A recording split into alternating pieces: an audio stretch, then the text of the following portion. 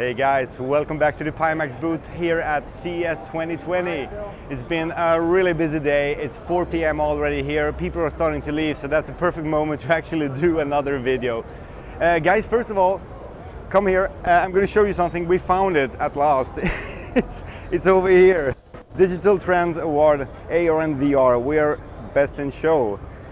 So yeah, there it is. It was not stolen after all. So now, I'm going to show you something which might be very interesting for some of you, or many of you actually, especially those of you who are interested in buying the eye tracking for Pimax, which is going to be released somewhere this spring, probably like end of February, beginning of March. Yeah, we're going to try Dynamic Foveated Rendering in the title Nature Trek, I think it's called. It's available on Steam, and we have several different scenarios or environments we can choose from. And I'm going to just test it on a Pimax 8KX with the eye tracking module on top of it, the 7Invensun module. I actually have a representative from 7Invensun here. Hey there. Hi. How are you? Morning. How are you? Fine. Nice to see you again. Yeah, thank you. So yeah, let's check out the headsets first of all. We removed the strap and everything just to make it a little bit easier for you to see everything. We're actually using one of the PU leather comfort kit face foams, and inside here we have the eye tracking module. Note that this is not the final unit yet. This is still an in-house sample. It looks a little bit dirty right now because it has been well used the couple of hours now lately. As you can see, there are a lot of sensors around here. And also, if you look over here, I don't know if you can see this, but there is a camera inside of there, and there is glass in between. So there is a glass on the whole unit for each eye. The glass actually does not introduce any more distortion or anything like that. Not as I can see, it's super thin glass, but it's still durable. We haven't cracked it yet, so. So anyway, here is the upper part of the module. If you have a look at that, it actually says 7Invensun over here. And this is actually a workaround with the cable going straight to the other side. It's not supposed to be like that. It's gonna be connected to the top USB when it's gonna be released. So don't worry about this construction. Yeah, let's try it out. Okay, no problem. Tell me about this. Okay. So as we can see, that high resolution headset like Pimax requires very high consumption of the GPU, and it also requires a very expensive GPU, NVIDIA like 2080 Ti, or also something like that. So the foveated rendering is to let them to lower the consumption of the GPU while not to damage the quality of the picture. So and how we do that, then we can experience that. Okay? Cool. You can put it on. Yeah. Thank you. So, okay, now we enter into the virtual world. There are several set scenarios that we can choose, and what I am recommending is the green metals. Yes. The green metals. Yes, over there. exactly. Yes. All right. Now we are entering into that. Cool. Nature Treks. I've tested this before, I remember. Oh, really? Yes, I've seen it before. Okay, so the foveated render or dynamic foveated rendering is on now, right? Yes. So okay. as you can see that in the center of your eyesight, the resolution is very high and the details are very clear and specific. But on the contrary, on the peripheral areas, the resolution is relatively low. Yes. And the details like the leaves are very blurred. Yes, I can see that. And also when you move your eyesight, the center change accordingly. Oh yes, it does. Huh. Yes, that's what we call the DFR, and this dynamic foveated rendering. Using that technology, we can lower the consumption of the GPU while not to damage the main area picture quality. Wow, this is really cool actually. I mean, the delay is like minimal, almost no delay at all. Yeah. Basically no delay at all. I'm looking right, left, right, left, right. Yeah. You can see the obvious change. Center, yes. Yeah, it really is jumping. Sometimes you can see a little bit of a jump, it gets sharper, but most of the time it happens instantly when I'm just looking around. Yes. Huh, this is really cool. Yeah. And how much performance can we gain from dynamic foveated rendering? As we calculated for the GPU consumption, we can lower at least 25 to 35 Oh wow, percent. that's a lot. Sorry, 25 to 35% of the GPU consumption. Wow, this is really cool. Yeah. This is actually the first time I see it in action without any rings or any demos. This is actually a real-time rendered Real-time rendering. scene Yes. where, wow. And especially with the 8KX, even the borders or the peripheral vision where the resolution is lower, it's still not super low. It's still okay. I mean, it doesn't shimmer much at all. I tried I have tried the not the dynamic, but the how is it called? The other foveated rendering. The fixed. Fixed foveated rendering. Yes, the FFR. I've tried that before, and when I tried it on the 5K Plus, for example, it was a really low resolution on the sides. Yes. But here it feels like it's still quite a nice resolution in the peripheral vision. Yes. Yeah, I really like it. It's faster than I was actually expecting it to be. Not bad at all. Yes. Wow. So how about the support? How about which games can we use this with? This is an NVIDIA driver feature, right? Yes, drive feature. Yes. Okay. And actually, theoretically, we can support any of the games, VR games, right now on the market. Oh, wow. But any game. yes, but Wow. considering of the compatible issues, Yep. not every game can perform the best quality.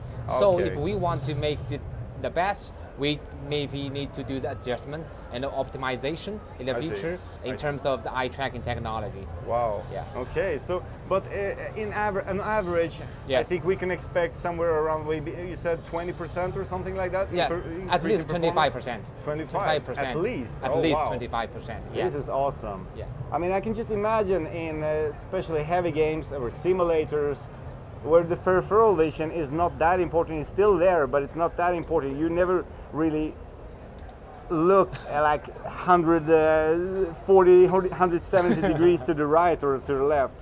And I gotta say that the fixed foveated or the dynamic foveated rendering actually reaches out to not all the way to the corners, I would say, but almost.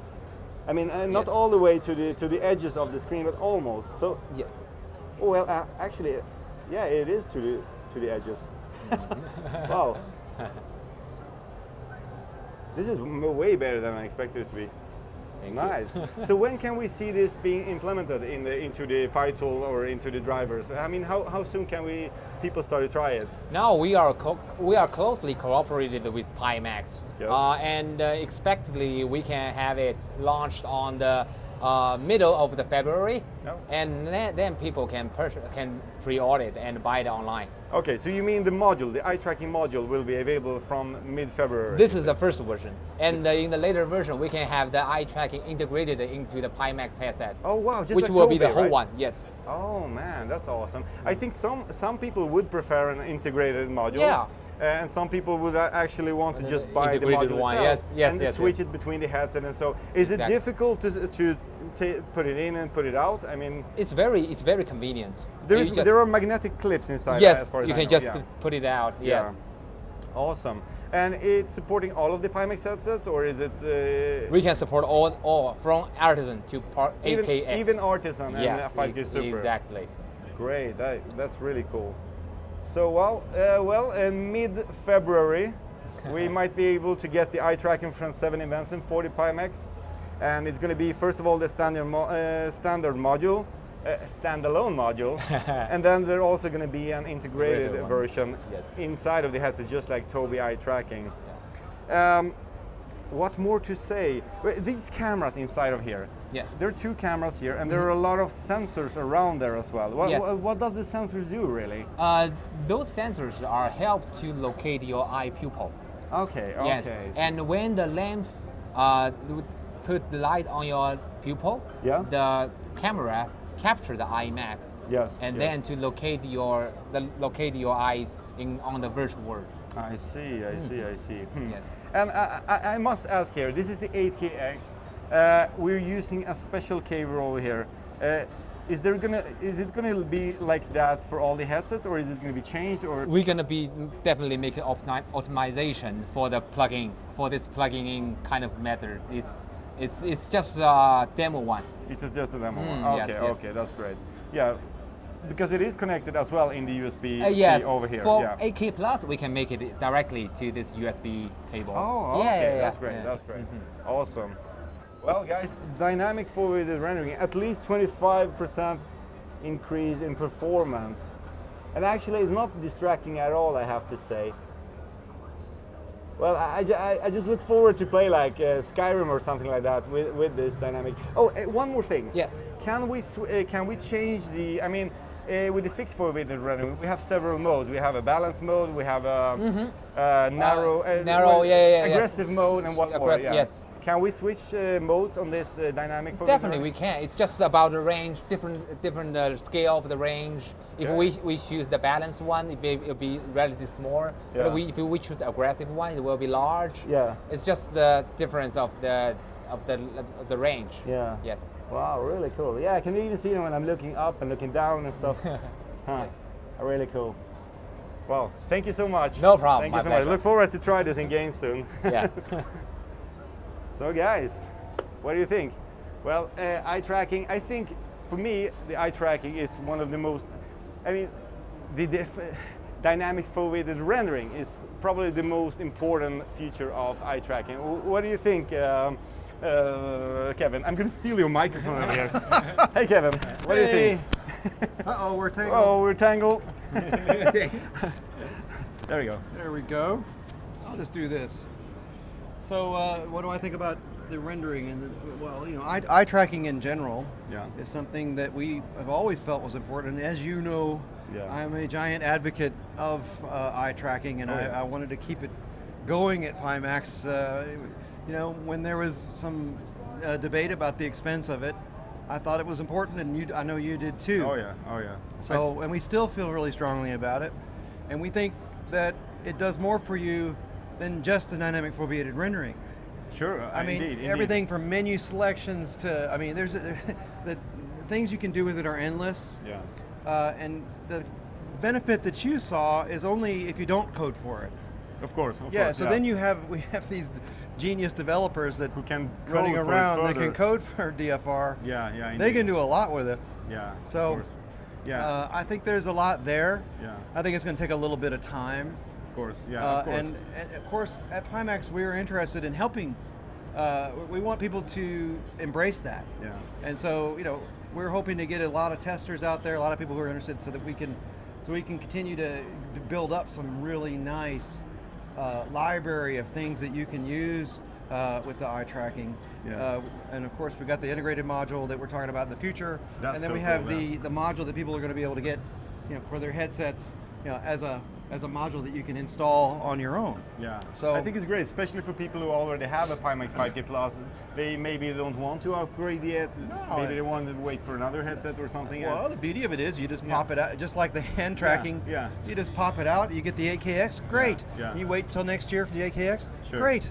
Sure. Then you just take your eye tracking out, snap it in. I mean, along with your, you know, with your strap and whatever else you buy. Sure, of It all course. moves over. You keep your lighthouses, your index controllers. Yeah. It Yeah. all definitely. moves over. Yeah, when I was at VR Days together with the Pimax crew, 1 month ago, Wow. we actually had the eye tracking module. It was an earlier version than this, Right. and we popped it in between two headsets, like 5K Plus and the 8K Plus. It took like maybe 45 seconds or something. Exactly. You plug it in, you have to align it a little bit, and click, and then it's. I watched you do it. It's impressive to see now, man. It's you cool. You can tinker like.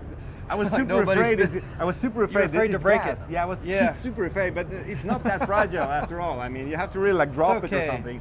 Yeah. And now that it's all tooled and everything, we're right at the end game on this thing. So, and it's great that 7Invensun is here in the booth with us. Yeah, they were here, not far away. And They not have only- another booth. yeah, as and of well. course they've got a booth that's right down the way. So of course, but they're also here helping with us with our demos, Yeah. so that we can show everything to people. And we've done some demos here and there of that.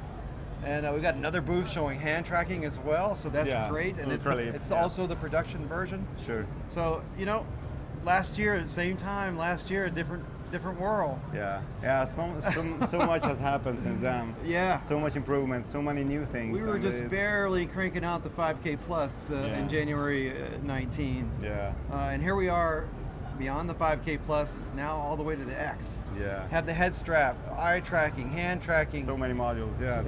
so many headsets also. And I, some people might complain about a number of headsets, but there is something for everyone, I think. Especially the 8K Plus. You probably just saw the video about the 8K Plus and movies, watching movies.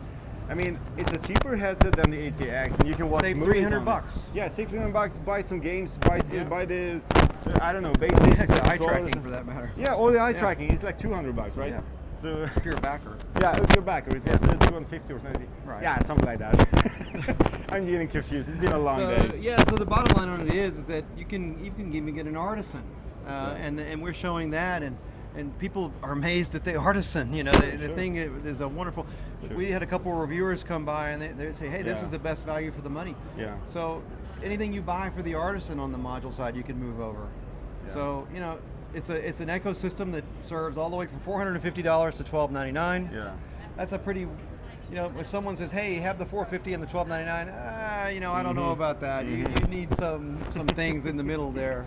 Yeah. Especially when you think about you might need your base stations and you might want your index controllers. Yeah. So definitely. if that's the way you want to play, you know, it's going to bump up the price a little bit. Yeah. So something to think about. True. And I'm going to tell you once again about the eye tracking. The latency was like minimal. It just feels like when I was watching, it was basically instantly. There was at some point it was like some millisecond behind, but most of the time it was super fast. So I'm impressed actually. I was not expecting that because it's reading the eye in 120 frames per second or 120 hertz or something. It's 240 hertz, I think. Really? Yeah, and Oh, remember wow. you're reading, and also you're reading both. Oh, per eye also. Yeah, Oh, the that's latency good, I think you're getting is because it's trying to sense both. I get it. Okay. Yeah. Well, I'm still learning. But when we have people doing medical applications with this, all kinds of, just a myriad of applications with the eye tracking and the samples. So I think you're going to see a lot for it, and we're going to encourage that in every way we can. Yeah. And there's one more thing to say. That's what I was laughing about. You said one more thing. There's always one more thing. No, I mean, some people have been like, well, you never release this stuff and stuff. Now it's actually happening. Right. We've had delays. We had some minor screw-ups in the past. And we're shipping base stations and index controllers. Yeah, now we have the base stations and the controllers. Now we have the 8KX basically ready. I mean, that's the final units we're showing basically now. The only thing different is that one little cowling on the audio. Yeah, exactly. Right. And the 8K Plus has already started to ship. Correct. The Artisan is going to start to ship any moment, I guess. You got your Artisan. Yeah. For the low end. Yeah. And then we have the X, which will be, very soon. Yeah. With a few flowing out. Yeah. So coming these are up not prototypes, and also the mass is basically more or less done. There's some minor adjustments. True. So some polish With the audio. with the audio, and also polish on the painting, of course, because this was in-house samples. But it's already almost ready for manufacturing. It is at the end game, and not only that, once we have this one audio tweak, it will be at the end game. Yeah. So then we'll start shipping those, and then people will be able to get, for the first time, the full boat. Yeah, sure, definitely. And that's something, and of course, as we move on to say GTC and GDC, and some of these shows that we plan to do. Yeah, in March. We're going to show the whole thing, and it'll be. We're already showing everything today, with the exception of wireless. Yeah. But that's something we hadn't talked about very much. No, but it's in progress at least. Right. There's something going on. It won't be there. wireless for the X and the X mode. I think people should know that that's not going to happen. Yeah, the native 8KX mode might need some more time. Mode, probably won't exist. Yeah, but there is a scalar mode on the 8KX. Correct. And it might, I mean, we're not promising anything yet, but theoretically or technically it is possible to get the 8KX I think working. you'll get wireless for all of our headsets up to the Plus, and then the Plus mode on the X. Yeah, the upscale mode on the 8KX. I don't think anything, I think that the odds of the full native 4K mode wirelessly on the X is not feasible. It's such a huge bandwidth. It's crazy. I mean, we had that discussion, I think the Plus mode is the best we're going to be able to do on the wireless. Yeah. So, all right. But that said, here we are. We're actually showing. That's the only piece that isn't here today with us that people can test and try and see. Yeah. So it's really exciting that here we are with the things that are either being produced right now, being shipped, controllers, base stations. We got the mask, the end stage. 8K Plus is shipping. AKX is just beginning to start to flow a bit. I just wish every person could come here and just try this 8KX, 8K Plus, because every single eye person, tracking even, you know. Yeah, every single person being here is like, wow, people are like screaming over there sometimes. Holy shit, clapping and cheering like, and I'm stuff. a real pilot. This is the craziest thing I've seen. It's like, whoa. Shit. We got to pull out the plank, man, at least once before the. Yeah, we should do it. But people would start jumping stuff. Yeah, you know, it might dangerous. be on the AKX. It might kill you. Yeah. So we don't want any heart attacks. We don't want to destroy those computers. Those are classified computers, by the way. The beautiful computers we're using at this event. He drove 29 hours to get here with them. So it's a company building custom-built computers with custom water cooling, amazing stuff. Whatever it's called. Classified computers. Yeah. All right. From Kansas City, Missouri. Oh yeah, Kansas City. Classified in Kansas City, Missouri. But we're very happy with what he has done. Yeah. No, we wish you could be here. If anybody still has a chance to come to our booth and you haven't been hanging around CES, I would encourage you to come check these things out for yourself. There's one day more. There's one day left, and I promise you it'll be worth it. People are blown away, and I think you'll be impressed. Yeah, definitely. Also, we have to soon announce our little road show we're going to do in the United States. We're going to work on the road show. Yeah, we're getting a little bit late with that, but hopefully we're going to do something in Florida and New York at least. Well, it'd probably be 2 or more stops. However, we're going to determine those in the next little bit here. Probably be 2 stops, but we're almost certain for Orlando and New York. We might add another stop in there, who knows, or 2. Yeah. We're going to do our best with the time frame, the short time frame that we have to do that before we have to start preparing for the GTC and GDC, and of course the Chinese New Year, where most of our company shuts down. Yeah, there is like 2 weeks or something. Exactly. So there's a little gap. It's a tradition. There's nothing we can do Nothing about to do with it. it. That's going to happen. Yeah. But after that, here we go into GDC and GTC and other things. Yeah. So the goal is to move onward and upward, and we really appreciate all of you going on this journey with us. Yeah. All right. Thank you so much, Kevin. Thank you, See you in the next video. Guys, thank you for watching. There's going to be more tomorrow, the last day of CES 2020. Thanks. Cheers. Thank you, guys.